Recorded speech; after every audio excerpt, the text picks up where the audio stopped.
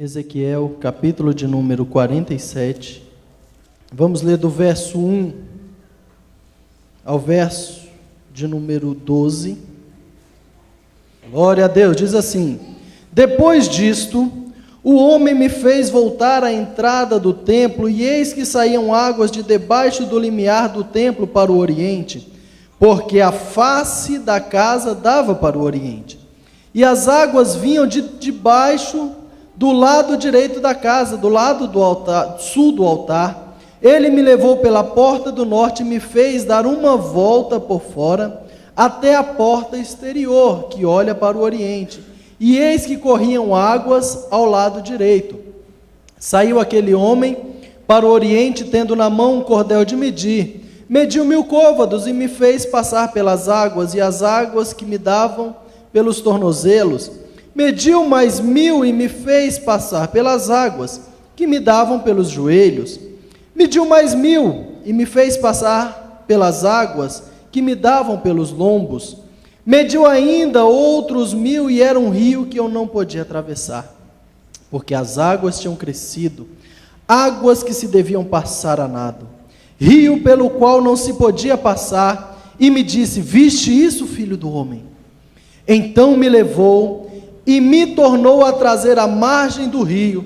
Tendo eu voltado, eis que à margem do rio havia grande abundância de árvores, de um e do outro lado. Então me disse: estas águas saem para a região oriente, descem a campina e entram no Mar Morto, cujas águas ficarão saudáveis. Toda criatura vivente que vive em enxames viverá por onde quer que passe este rio, e haverá muitíssimos peixes onde chegarem estas águas, tornarão saudáveis os do mar, e tudo viverá por onde quer que passe este rio.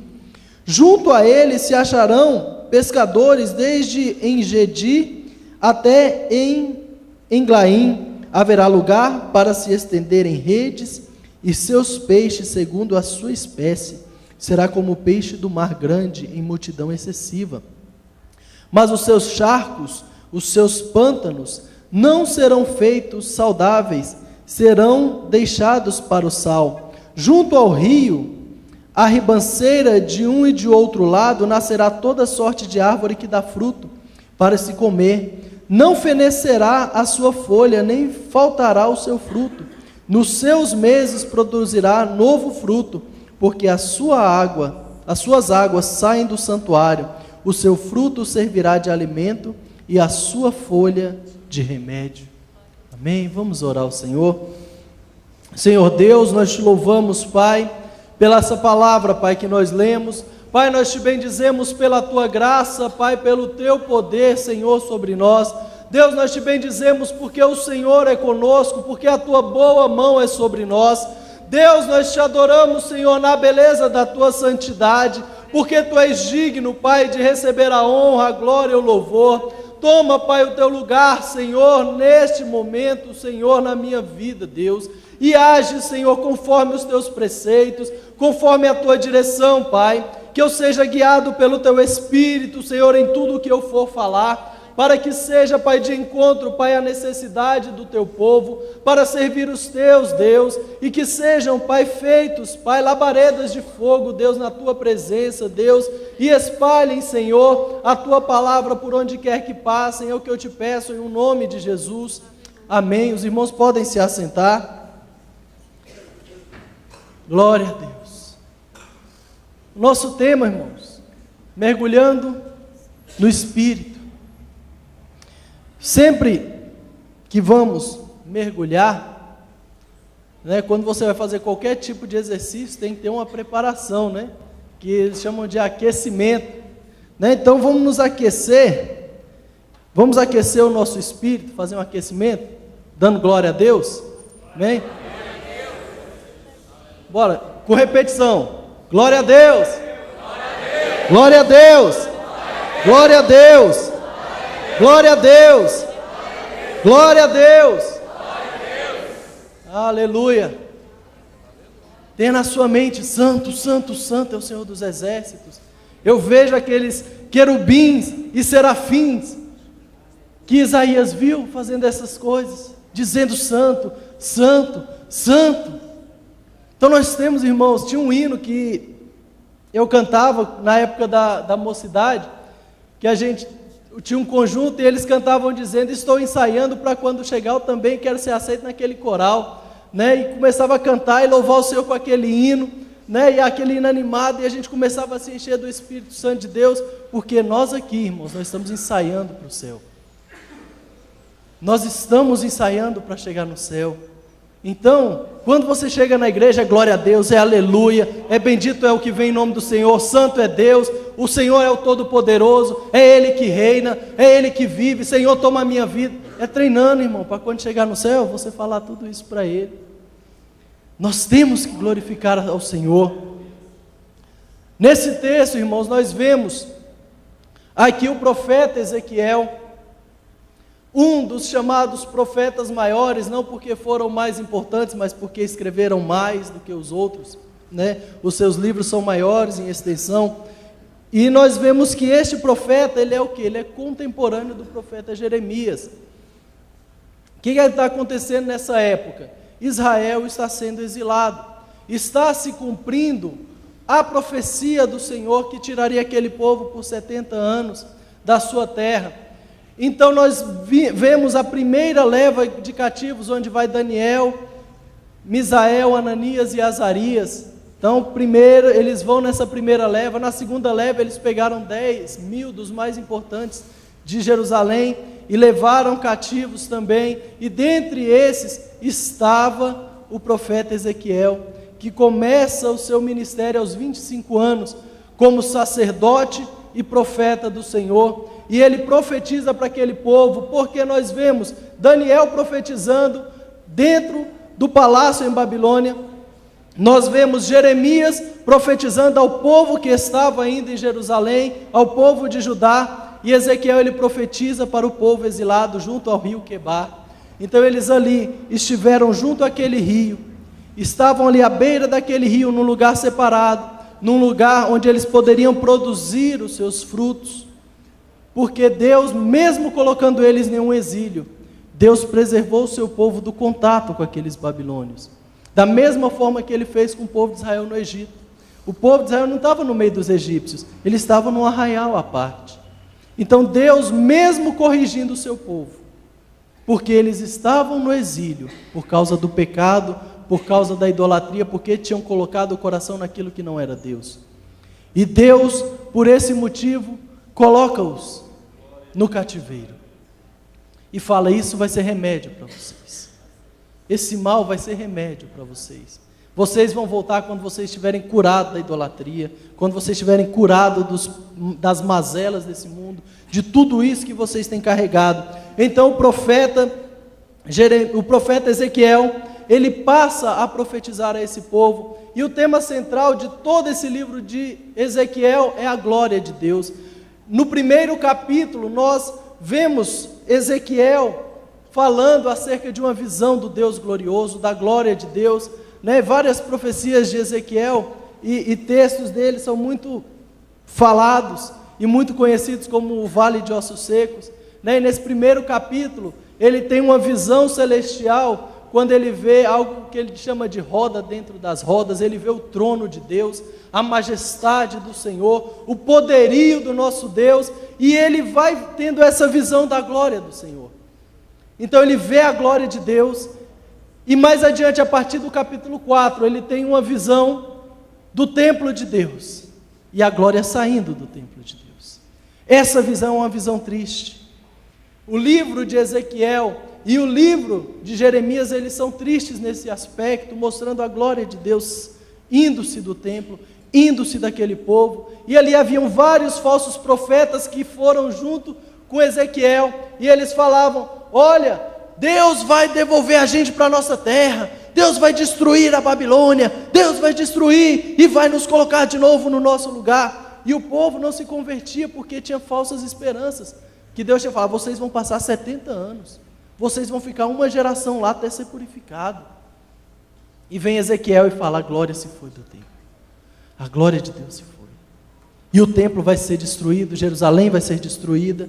E ele passa a fazer esse relato nos capítulos de 4 até o 24. Ele faz esse relato.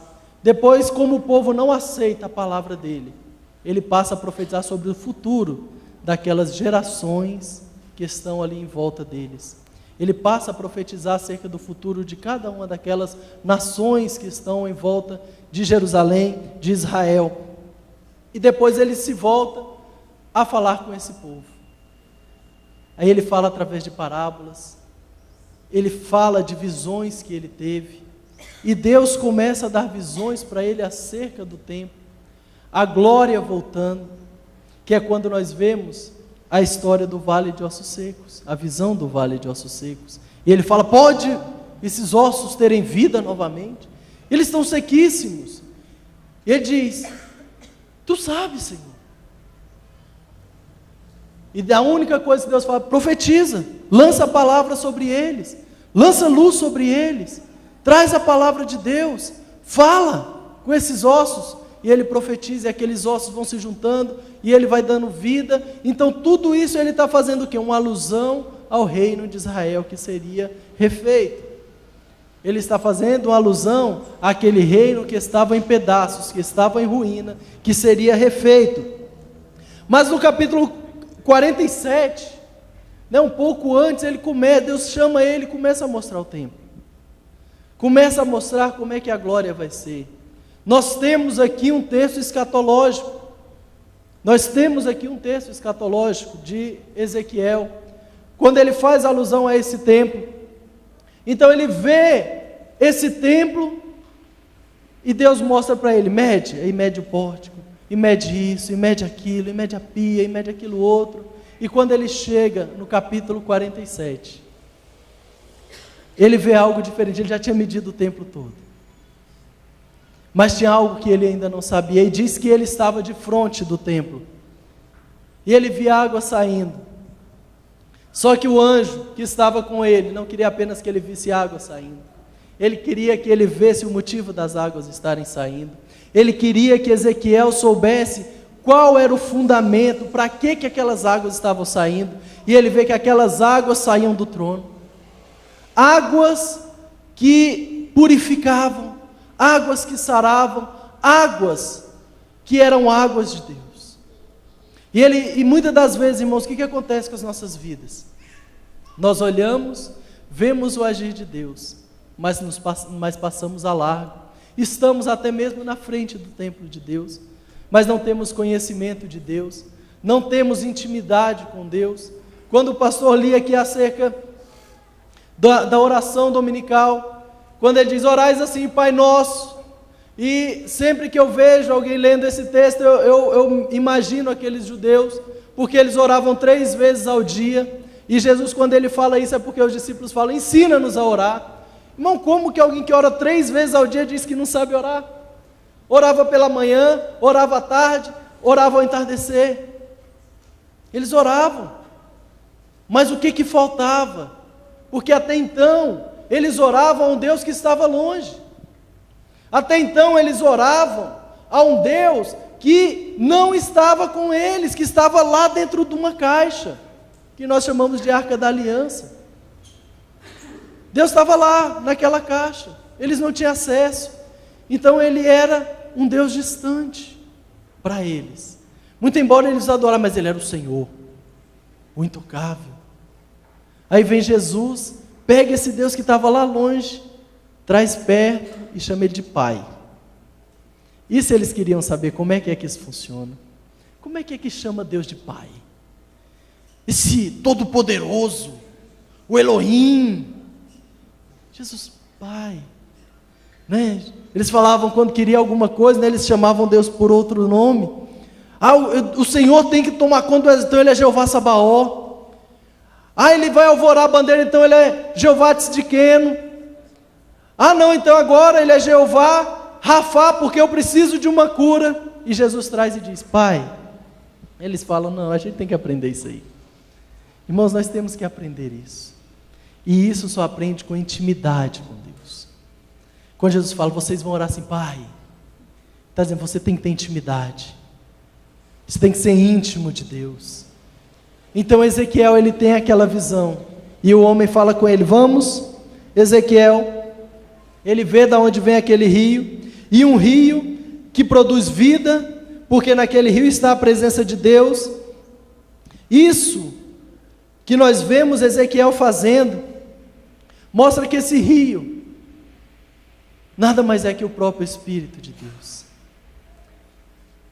Quando Moisés ele faz o templo, ele tem uma pia de bronze. Quando Salomão ele faz o templo, essa pia já era larga, alguns até falavam que era um mar, né? Que era um mar de se lavar. Aí Deus fala assim: não é mar, não é pia, é rio de vida. Eu tenho algo a mais para vocês, eu tenho um rio vivo para vocês. E aonde esse rio passa tem prosperidade, tem fertilidade, tem vida. E o rio de Deus, para entrar nele, tem que ter coragem, tem que ter intrepidez.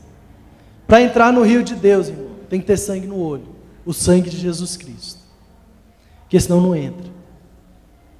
E ele fala: vamos entrar no rio. Então, para você entrar no rio de Deus, irmãos, tem que ser com ousadia, dentro da graça do Senhor. E ele disse que ele mediu e deu 500 metros, ou 1000 côvados, né? Um côvado é a medida, né, do polegar até o cotovelo, que dá entre 45 e 50 metros, e 50 centímetros, ou seja, 1000 côvados, 500 metros. Irmãos, caminhar 500 metros não é fácil, não é fácil. Dentro da água, aí é menos fácil ainda. Aí ele diz que ele caminhou, e as águas davam nos seus artelhos, né, ou nos tornozelos. Isso mostra, irmãos, uma caminhada na fé. Você já entrou no templo, você entrou no rio de Deus, porque você levantou a sua mão e aceitou Jesus, amém? Essa água no tornozelo é o primeiro passo, os primeiros passos da fé do cristão, onde ele abre mão dos pecados, onde ele é perdoado, onde ele encontra Jesus, onde ele vive o primeiro amor. É quando ele deixa de praticar as velhas obras do velho homem, é quando ele mortifica as obras da carne, a prostituição, a impureza, a lascívia. Esses primeiros passos é quando ele deixa de ouvir a música mundana e passa a purificar os seus ouvidos com as músicas celestiais. Esse primeiro momento é quando ele deixa a prostituição, ele deixa a traição, ele deixa o engano, ele deixa o mal e se volta para o bem, e se volta para Deus. Esse é o primeiro momento, quando ele pisa os seus pés e as águas dão nos artelhos. Então esse primeiro momento de fé, ele é essencial para aqueles que querem mergulhar no rio de Deus e viver a vida de Deus, e ter intimidade com Deus e chamá-lo de Pai. Mas ele diz que eles caminharam, e foi mais 500 metros. Vamos continuar a caminhada, não pare, porque é pouco, esse ainda é pouco, Deus tem mais. Aí ele chega aonde as águas dão nos seus joelhos, onde nós podemos dizer que é quando o crente começa a orar fervorosamente, é quando o crente começa a buscar a Deus. Ele foi liberto, está vivendo aquela vida de graça, agora ele quer mais, ele quer intimidade, ele quer os dons espirituais. Então ele começa a dobrar o joelho e buscar, e adorar ao Senhor, e engrandecer ao Senhor. Começa a jejuar. Pastor, como é que jejuma? Eu posso fazer quantos jejuns por semana? Aí o pastor vai falar: irmão, pode fazer a semana toda, não tem problema não, pode fazer jejum, jejuma, ora. Ele busca, ele tem sede espiritual. Nós precisamos ter sede. Paulo diz: buscai com zelo os melhores dons, buscar os dons do Espírito. É nesse momento que as águas estão nos joelhos. Alguns se acomodam aí, tá bom, glória a Deus, aleluia, estou aí na fé, estou buscando os dons, mas Deus tem mais, Deus tem mais. Ele diz que a água chega nos ombros, nos lombos, né? Alguma versão fala no ombro. Você vê que o lombo e o ombro é a mobilidade, é a força. então é um momento que nós começamos a trabalhar para Deus.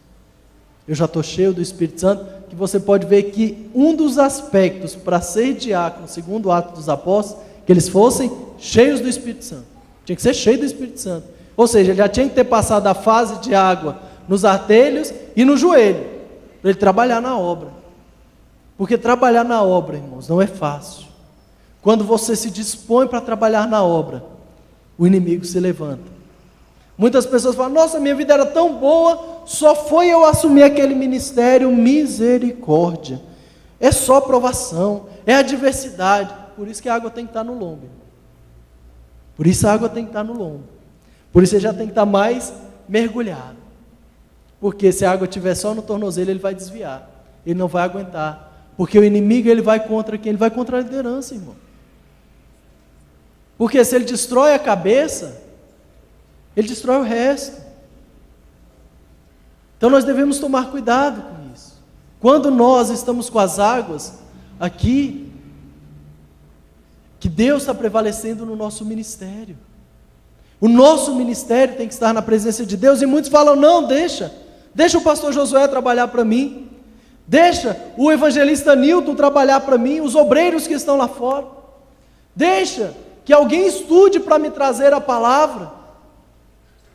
Não, irmãos, Deus quer comprometimento. Para chegar nesse nível, você tem que estar completamente comprometido com a obra de Deus e com Deus da obra. Porque tem gente que está comprometido com a obra, mas não está comprometido com Deus da obra. Aí dá trabalho. É a hora que dá trabalho para o pastor. Porque nós devemos estar comprometidos, envolvidos, trabalhando, se entregando. É aquele momento que você não é mais de você mesmo, que você trabalha para a obra. E muitos acham que não. Tá bom aqui, eu estou com água no joelho, estou crente. Irmãos, mas nós devemos trabalhar para o Senhor. O Senhor espera que nós apresentemos as nossas mãos com fruto de trabalho das nossas mãos diante dEle. Você já imaginou quando você chegar lá no céu, nas bodas do Cordeiro, onde todos serão julgados segundo as suas obras, e Jesus falar: meu servo, o que tens? O que você fez para mim? Na hora de receber o galardão, irmão. Porque às vezes pensa que porque não recebe nada na igreja, né, então ele não tem obrigação de chegar no horário, não tem obrigação de nada. Irmão, tudo que nós fazemos aqui nós vamos receber no céu, irmão. Não se preocupe. Ah, mas ninguém nunca me viu trabalhando, o pastor nunca me elogiou. Mas Deus está vendo o seu trabalho, e o seu trabalho não é vão no Senhor. É Deus que está vendo, irmão. É Deus que está vendo. Não precisa você levar tapinha nas costas, não, meu irmão. Tudo que você recebe aqui de honra, você perde lá em cima de galardão. Então não receba honra aqui, não. Deixa tudo lá para cima. Porque tudo que nós fazemos, irmãos, o apóstolo Paulo diz que será queimado no fogo. E se for feno, palha e madeira, vai queimar no fogo. Às vezes tem pessoas, irmão, que estão carregando caminhões e caminhões de madeira para o céu. Porque tudo que ele faz é para se apresentar. Tudo que ele faz é para alguém bater nas costas dele e dizer: muito bom, meu servo. Receba o galardão de Deus, irmão. Deus tem galardão para você lá no céu. Agora imagina, naquela hora, que Jesus vai falar assim: meu servo, apresente-me as tuas mãos como uma peça mãos vazias, que eu não sei se os irmãos já assistiram essa peça, mas é uma peça muito bela. Meu servo, mostre-me as tuas mãos. O que você tem preparado para mim? Senhor, sabe o que é? É que não deu, sabe? Muito difícil, lá na igreja tinha muita gente para trabalhar, e eu preferi ficar no meu cantinho. Servo, e os dons que eu coloquei nas suas mãos? Quando eu tinha enchido o Espírito, era para você servir. Ah não, Senhor, mas tinha muita gente para servir, precisava de eu não. Precisava não. Para que eu? Né? Tanta gente lá. Não tem galardão, irmãos. Ele diz: todavia será salvo como pelo fogo, né? Vai entrar. Mas eu quero apresentar, irmãos, algo diante de Deus. Tenha no seu coração de apresentar algo diante de Deus, que seja a sua dança, que seja o seu louvor, que seja o seu trabalho, que seja glória a Deus e aleluia, que sejam vidas visitadas. Apresente alguma coisa diante de Deus, não fique parado, trabalhe para o Senhor, porque tem águas que dão nos lombos, preparação para o trabalho. Mas ele diz também, irmãos, que tinha águas mais profundas. Ele diz: caminha mais 500 metros. Irmão, caminhar 500 metros na areia é fácil, com a água dando nos tornozelos é fácil. Caminhar 500 metros dentro d'água, com a água dando no teu joelho, irmão, você andando assim, ó, né? Quando a gente vai no mar, a gente faz muito isso, né? Você sai correndo, aí você sai quase com as pernas assim, né? Porque a água está dando no joelho. E quando a água está dando no lombo, irmão, você imaginou você caminhar 40 metros dentro de um rio? Vai ser mais difícil, irmãos, mas não menos prazeroso. Não menos prazeroso. Mas ele diz que ele caminhou mais 500 metros com a água no lombo, irmão, porque ele queria mais. O crente tem que querer mais de Deus. O crente tem que buscar mais de Deus, porque Deus tem rio caudaloso para nós. E quando nós entramos nesse rio caudaloso, tem que mergulhar, irmão, não tem outro jeito. Ele fala: não dava para andar mais. Não dava mais para andar. Era um rio que prevalecia sobre tudo e sobre todos. E ele era só nado. Era só mergulhando. E quanto mais nós mergulhamos, irmãos, quando você mergulha, vai descendo, aí você passa a não ter mais domínio. Quem domina agora é Deus. Quem domina é Deus. É Ele que leva para lá e para cá. Uma vez eu fiz mergulho, o pastor Rangel morava em Recife, a gente foi em Porto de Galinhas e a gente fez um mergulho. Aí a gente mergulhava, aí às vezes eu nem sabia, mas gente, eu estou tão bem aqui, né? Olhando os corais. Aí uma hora eu resolvi olhar assim para cima, era um mergulhador mais experiente, que ele vai segurando a gente e mostrando as coisas, né? Eu imagino, irmãos, que é da mesma forma no reino. Quando você mergulha no reino de Deus, Deus fala assim: deixa eu te mostrar o que é bonito aqui no meu reino. Ele te leva para lá, te leva para cá. Deixa eu te mostrar como é que é na profundeza do meu rio. Ele quer que você mergulhe, que você tenha experiências mais profundas com Ele. Quando você mergulha, vai diminuindo a sua visão. E Paulo fala assim: eu não quero ver as coisas naturais, porque as coisas naturais elas são passageiras, eu quero ter visões eternas. Eu quero que os meus olhos vejam coisas eternas. E quando nós mergulhamos no rio de Deus, nós passamos a ter visão celestial da parte de Deus. E nós precisamos mergulhar nesse rio, irmãos. Se nós quisermos viver o mais de Deus, nós devemos nos dobrar, orar, buscar, interceder e falar: Senhor, eu quero mais e eu quero mais de Ti. Mas você já tem um cargo, você já passou. Não, eu quero mais de Deus. Eu quero mais de Deus.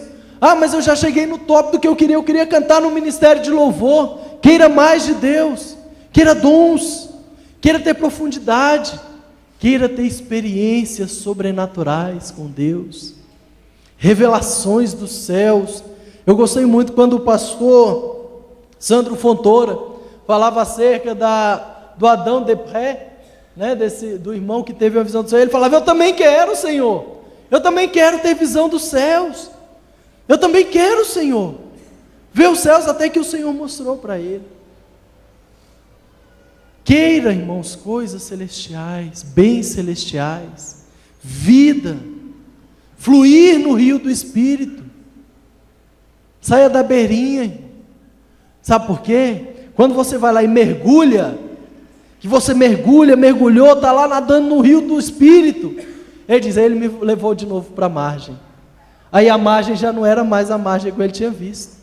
Ele falava: a margem tinha árvores, lá haviam árvores, e árvores frutíferas, árvores frondosas, árvores que as folhas não fenecem, árvores que davam fruto o ano inteiro, porque aonde o rio passava havia vida. Sabe o que é isso, irmão?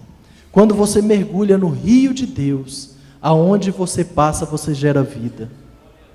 Quando você mergulha no rio de Deus, aonde você está, você gera vida. Quer seja no seu trabalho, quer seja na sua escola, quer seja na sua casa, quer seja onde for, você vai gerar vida, porque o rio de Deus vai fluir através de você. O rio de Deus, irmãos, quando nós mergulhamos e nos deixamos levar pelo Senhor, nós passamos a gerar vida por onde nós passarmos. Aí, pastor, a raiz de amargura já foi.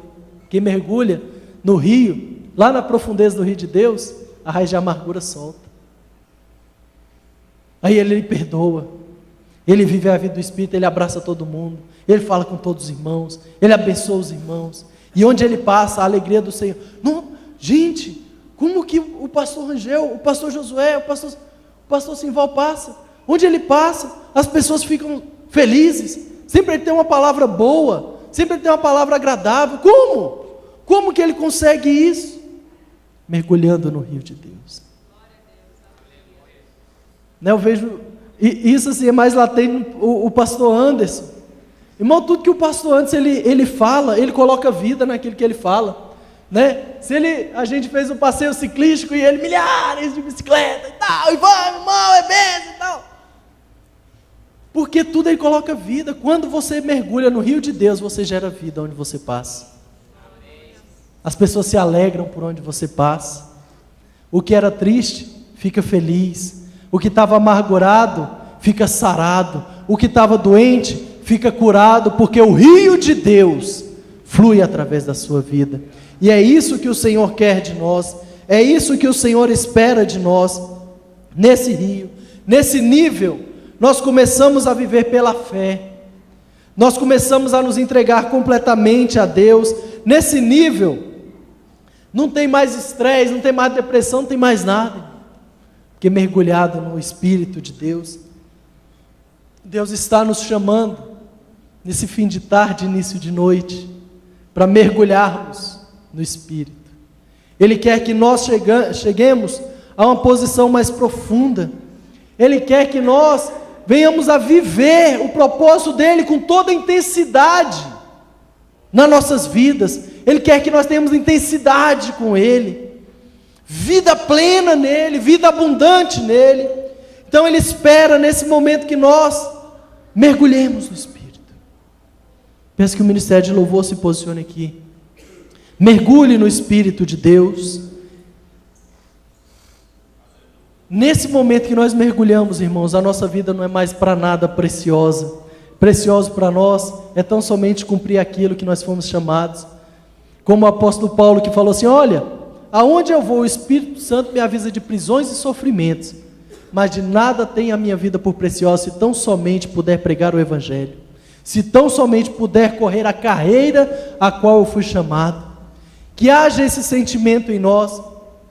Eu falava hoje de manhã acerca de um homem de Deus, que estava para ser entregue aos leões, na época que perseguia-se a igreja no Império Romano, na primeira perseguição do Império Romano, e aquele homem ele estava sendo entregue às feras, e quando ele estava sendo entregue às feras, ele dá um brado e diz: eu sou o trigo, e serei moído nos dentes destas feras, para ser pão agradável na presença do meu Deus. Irmão, mesmo sendo moído, ele estava louvando ao Senhor. Nós devemos ter a vida como Jó: ainda que ele me mate, eu louvarei. Só faz isso quem está mergulhado. E Deus quer que nós mergulhemos no Espírito de Deus nessa noite, para termos experiências sobrenaturais com o Senhor. Deus quer ter intimidade contigo. Se entregue a Ele. Mas como nós sabemos, irmãos, ninguém começa mergulhando, pulando no fundo. Conheça o rio. Conheça o rio. O mergulho começa com um passo. Começa com um passo. E o Senhor nos chama a esse passo de fé. Quero que você se coloque de pé nessa hora. O mergulho começa com um passo, irmãos. Talvez você esteja com as águas nos seus artérios. Talvez você esteja com água no seu joelho, nos seus lombos. Mas Deus quer profundidade. Deus quer profundidade. Deus quer profundidade. E Ele tem profundidade para você. O Senhor está disponível, o rio está disponível nessa noite para você mergulhar nele. Comece a sua preparação para mergulhar, dando glória a Deus, aleluia. Fala com o Senhor a sua necessidade, fala com o Senhor aquilo que te aflige e aquilo que não deixa com que você dê mais um passo. O Senhor quer que você dê passos de fé, para Ele abrir caminhos diante de você. Ele quer abrir caminhos para você passar, mas Ele quer que você tenha intimidade com Ele, quer que você mergulhe nele, viva a vida dEle.